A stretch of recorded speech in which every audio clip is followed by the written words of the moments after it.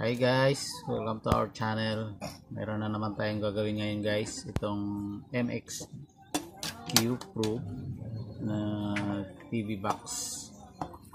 Ang trouble nito guys ay sabi ng may-ari wala daw power guys.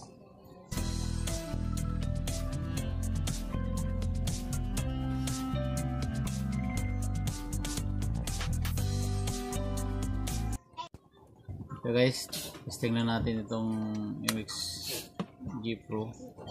Tingnan natin may power guys. Ayun guys, wala nga ang power ito guys. Wala siyang power indicator guys. So guys, voltage checking lang natin itong power adapter niya guys. Dapat mayroong 5 volts DC tayo makukuha dito guys. Ito guys yung sa side, yan yung negative niya guys. Tapos itong sa gitna yan yung positive. Ayun guys, wala ngang output itong power adapter niya. Kaya buksan natin yan guys, itong power adapter niya para ma-check natin guys.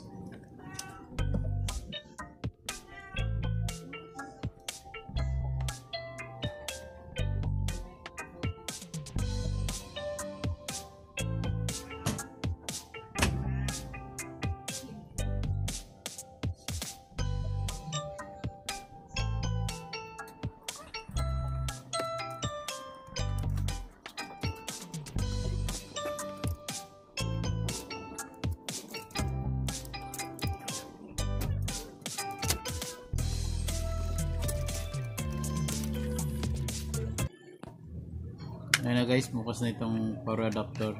Check lang natin kung anong bumigay na piyesa dito guys.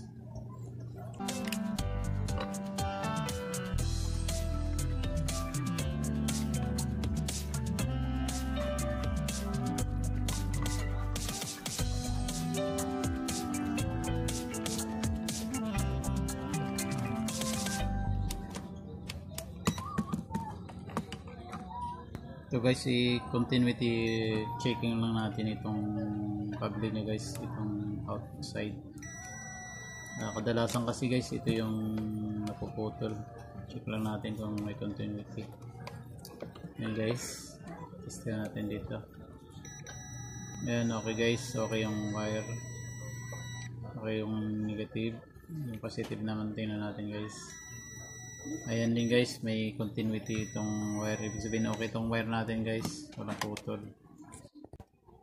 Ito guys yung tester natin, nakaset ngayon